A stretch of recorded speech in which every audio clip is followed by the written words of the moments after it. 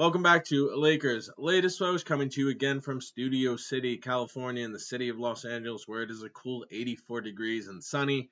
We can expect to be very toasty the next few weeks to all of us that live in LA, maybe the mid 80s, getting to the upper 90s at some point. But yeah, everyone just stay cool. Make sure if you got a pool going in it, you got AC, make sure it's bumping. It's good. It's gonna be a hot one the next few weeks. But yeah, let's hop right into it. Let's start with some trade rumors, or not necessarily trade rumors, but it's mock trade season, so you kind of just see a bunch of mock trades being come up online, and potentials, are these realistic?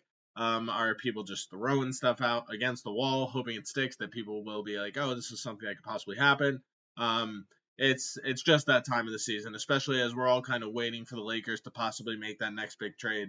We're all kind of looking at who could that trade possibly be, and the most recent one that I just saw, I think it was maybe today, was one again that centered around Lauri Markkanen coming to the Lakers.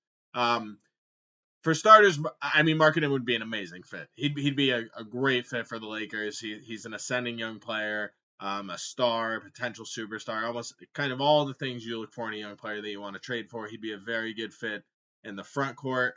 He'd be a good fit next to Ayton. You can get LeBron in there, and he would just be a great fit. Now, is it possible to actually acquire Lauri Markkanen? That's the actual story.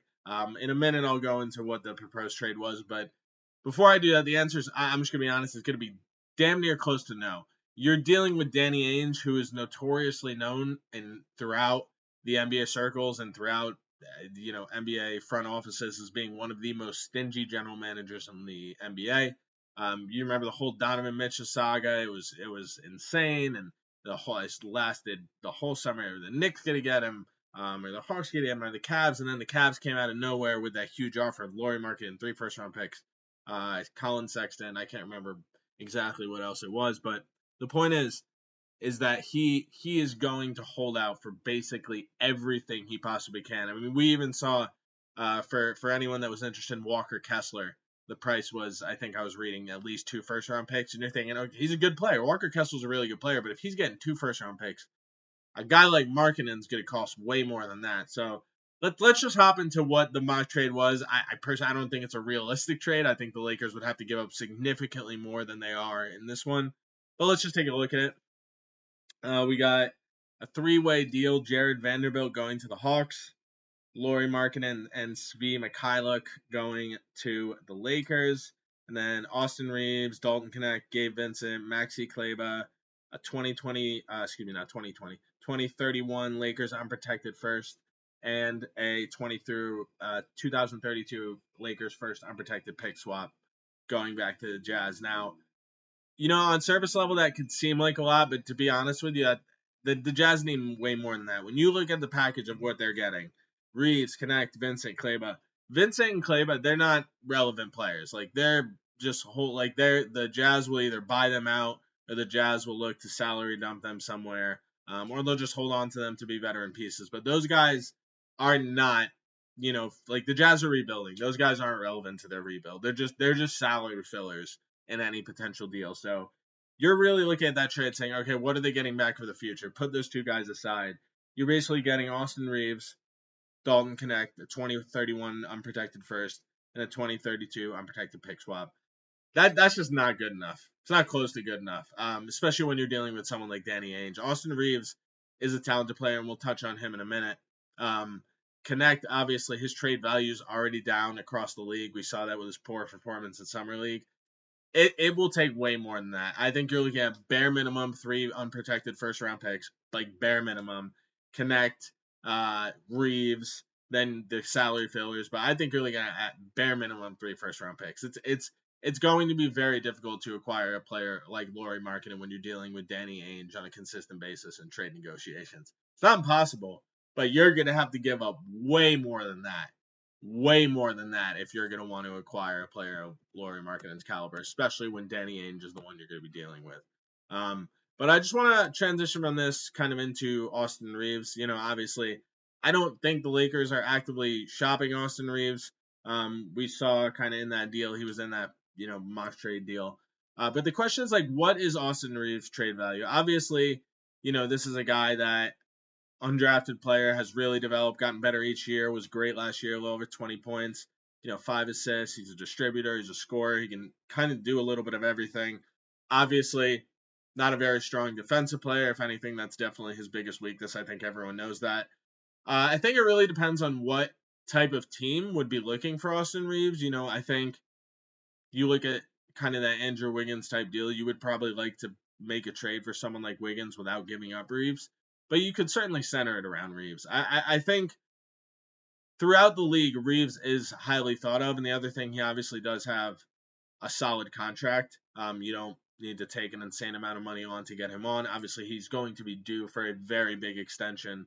If not this offseason, I think it's the next one. I can't specifically remember whether it's 1 year or not, but he does have good trade value. The question is, if you're going to trade someone like Austin Reeves, you're going to that's probably going to be a deal where you're going to try and get someone better than him. Whether that be an all-around closer player like an Andrew Wiggins, whether that be a defensive dynamo like Drew Holiday, or an elite three-level scoring threat like Lauri Markkanen.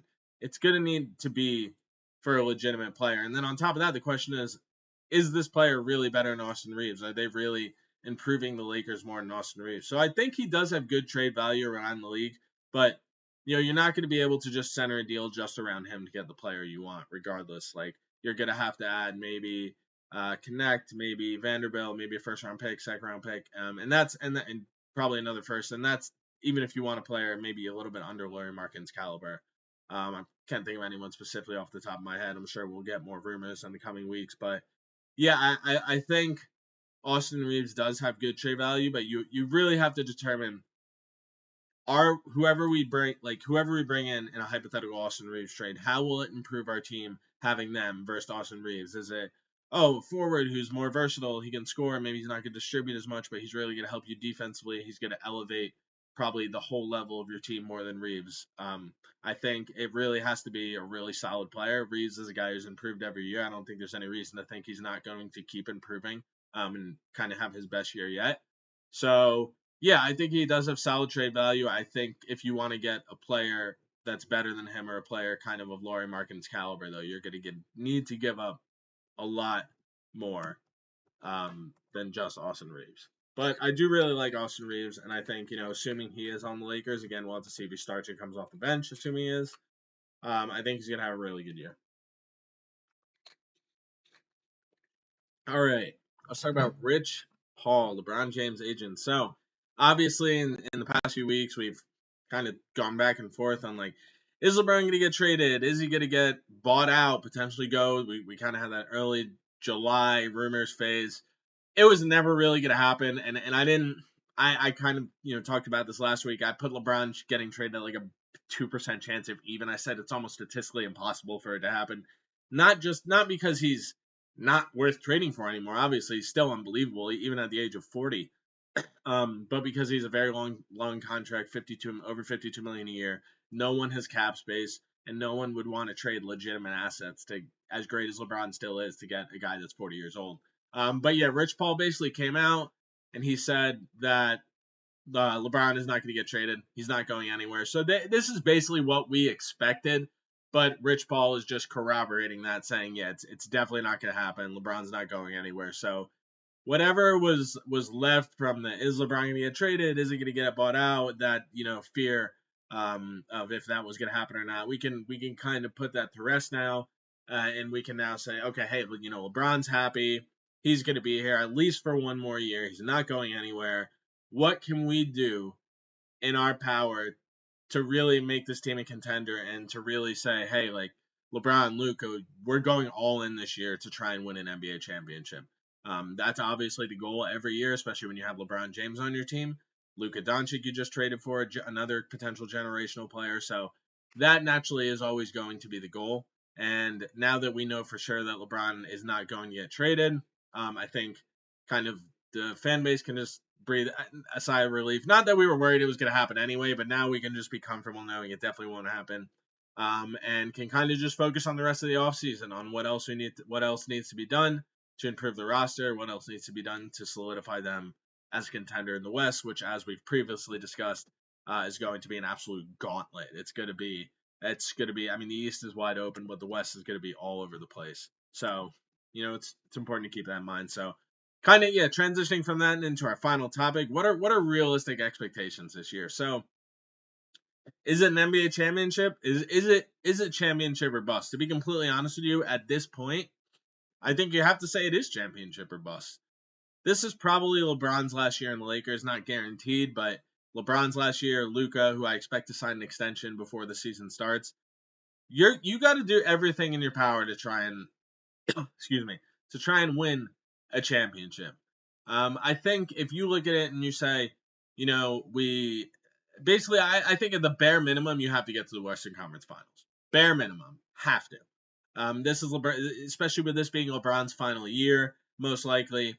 You've made these improvements. You've added these guys. You've added Ayton. You've added Smart, who's a championship piece, championship level defender. Maybe you make that one more trade. The goal is obviously to win a championship. They were the number 3 seed last year, and or is it 2 seed? Either the 2 or 3 seed last year. Obviously upset by the Timberwolves, which is obviously disappointing for all of us. You come back, you revamp, you really want to come back hungry and ready to go and say, hey, we're gunning for a championship this year. We know how tough the West is, but we're going to do everything in our power to overcome those other top tier contenders to do that. So I think you could easily say it's championship or bust, especially given the fact that this is LeBron's last year. But I think for me to be like, okay, like I'm okay with how that season ended, I think it's got to be conference finals. Like we got to go all in, have to do everything you can to try and win a championship this year.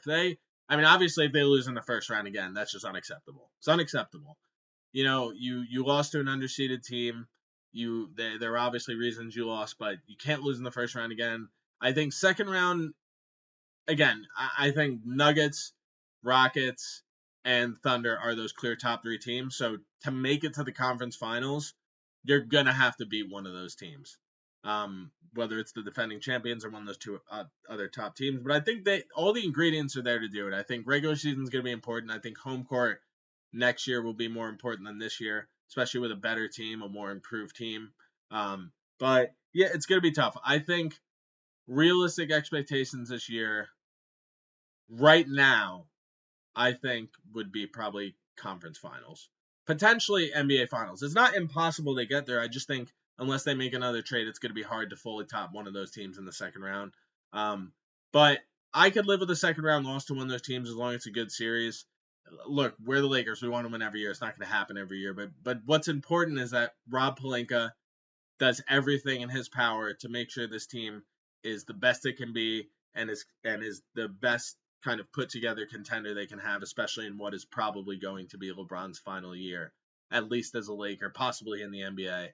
But that's the important thing. But expectations wise, I would hope at least conference finals.